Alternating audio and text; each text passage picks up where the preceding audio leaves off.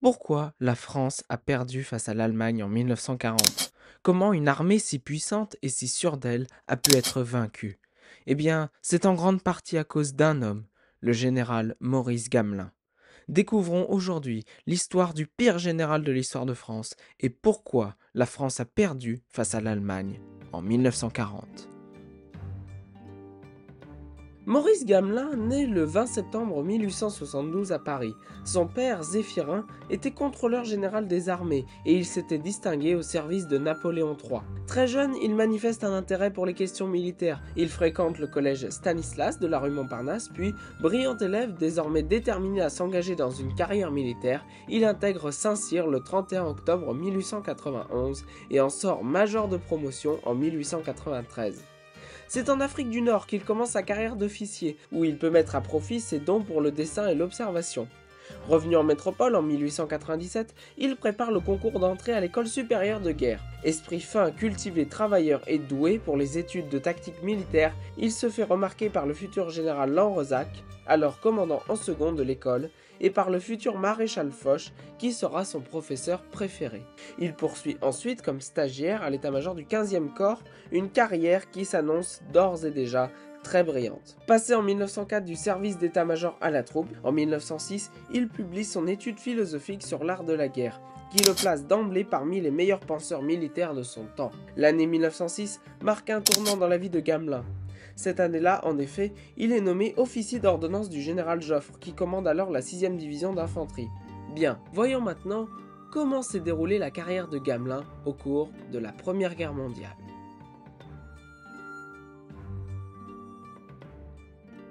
Gamelin est toujours le collaborateur dévoué de Joffre lorsque commence la Première Guerre mondiale.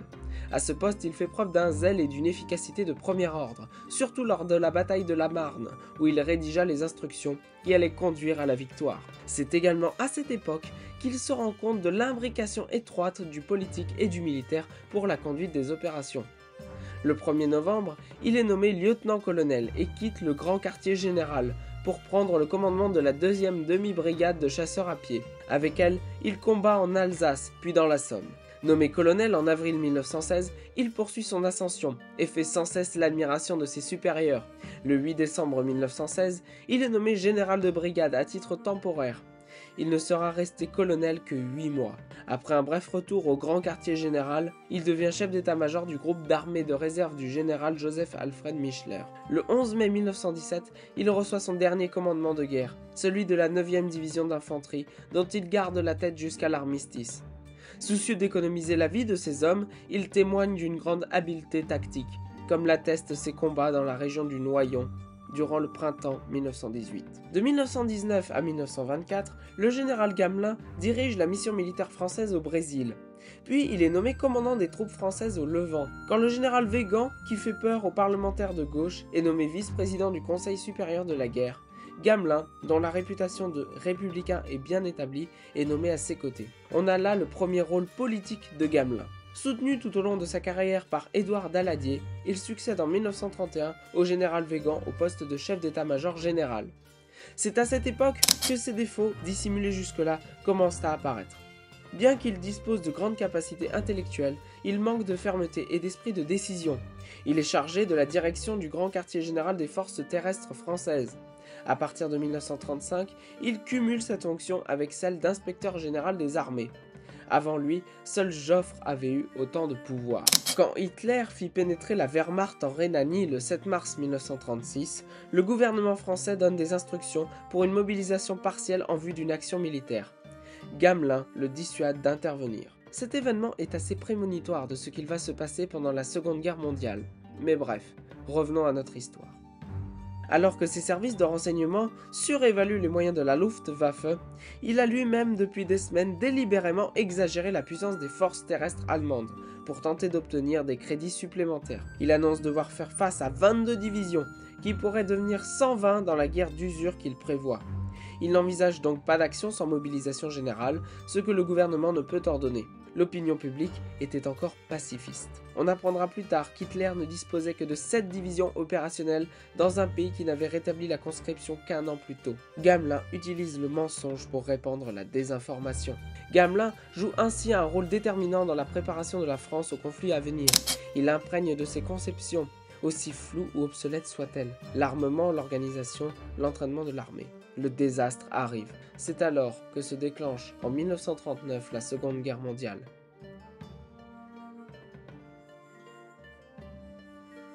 Le généralissime des forces armées françaises au cours de la Seconde Guerre mondiale était un des généraux les plus intellectuels de son époque. Il était respecté même en Allemagne pour son intelligence et sa subtilité. Malgré cette finesse et ses brillants états de service pendant la Première Guerre mondiale, son commandement des armées françaises jusqu'à la bataille de France en mai 1940 fut un désastre absolu.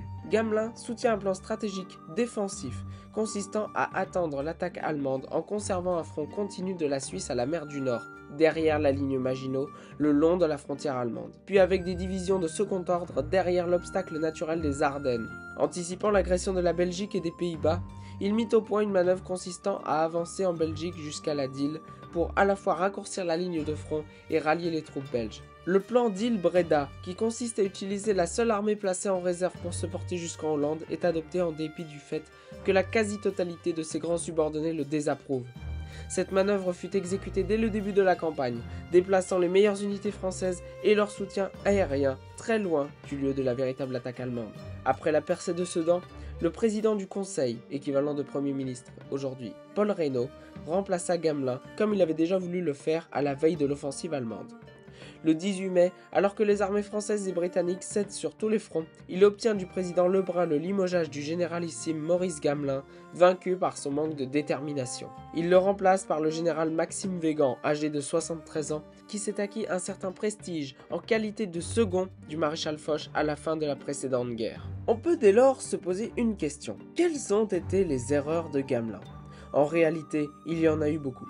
Tout d'abord, on a une faible capacité à mener les hommes ainsi qu'à les organiser, et un manque de charisme général. On retrouve aussi des conceptions obsolètes de l'emploi de l'aviation, des chars, des éléments motorisés, de l'artillerie et des fortifications. Il ne tint aucun compte des développements modernes et ne tira guère d'enseignement de la rapidité de la campagne de Pologne, restant attaché à l'expérience du conflit de 1914-1918. Enfin, on retrouve la mauvaise organisation du plus haut niveau de l'armée, se caractérisant par une dilution des responsabilités sur un front crucial. En Belgique, on ne sut trop qui commandait la coalition interalliée. On retrouve également un commandement privilégiant les contacts avec les hommes politiques parisiens depuis son quartier général des Vincennes, plutôt que la proximité du front. Ce point était encore exacerbé par la réticence de Gamelin à employer la radio pour transmettre ses directives, préférant le téléphone filaire des campagnes ou les coursiers. Le processus de décision français était ainsi plus lent que celui des Allemands. Enfin, on retrouve une vision du théâtre d'opération qui lui fit regarder le secteur des Ardennes comme impénétrable, malgré des avertissements qu'il avait reçus de la Belgique, aux grandes dames du général Corap, qui ne cessa de signaler en vain l'insuffisance en hommes et en matériel sur ce front, et sa perméabilité de fait. De même, le maintien des forces importantes derrière la ligne Maginot excessivement gourmande en personnel, alors que celle-ci aurait dû permettre une grande économie de troupes. Des reconnaissances y avaient été menées, et Gamelin n'y avait absolument pas cru. De fait, Paul Reynaud avait également des raisons politiques pour le remplacer. La raison essentielle pour laquelle il tenait à le remplacer était que Gamelin était soutenu par Édouard Daladier. Or, une sourde hostilité opposait Daladier à Reynaud. Cet antagonisme entre ces deux personnages est caractéristique de la fin de la Troisième République. Daladier fut conservé dans le cabinet de Reynaud parce que sans lui, les radicaux n'auraient pas soutenu le gouvernement. Même avec l'appui du gouvernement, Reynaud n'avait pas été investi à une seule voix de majorité.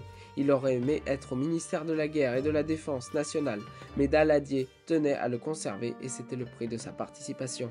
Le général de Gaulle n'appréciait pas non plus Gamelin. Pendant sa captivité en Allemagne, il se réconcilia avec Reynaud. Il faut noter que lors des tractations politiques Daladier-Reynaud, Pétain était ambassadeur de France en Espagne, y restant jusqu'à ce qu'il soit rappelé à Paris par Reynaud, qui en avait besoin comme caution, alors que Weygand était au Levant. Mais ce dernier sera rappelé le 17 mai pour remplacer Gamelin, tandis que Reynaud fera entrer Pétain au gouvernement comme vice-président du Conseil. Dès le début de son gouvernement le 22 mars, Reynaud était entouré de bellicistes et de pacifistes, et dans son entourage très proche, les pacifistes avaient une place prépondérante. Quant au général de Gaulle, Reynaud aurait voulu l'avoir dans son cabinet dès le 22 mars, mais Daladier s'y opposa. Il ne sera sous-secrétaire d'État à la guerre qu'au remaniement de mai-juin 1940, lorsque Daladier aura quitté le gouvernement. Après la défaite, Gamelin est arrêté le 6 septembre 1940 par le nouveau régime de Vichy, puis inculpé au procès de Riom, qui s'ouvre en février 1942, aux côtés de Léon Blum, Édouard Daladier et Paul Reynaud. L'accusation considère que les accusés portent la responsabilité de la défaite. Gamelin garde le silence dignement en présence de ses accusateurs et refuse de se défendre. Il en va autrement de ses co-inculpés qui mettent en cause le haut commandement.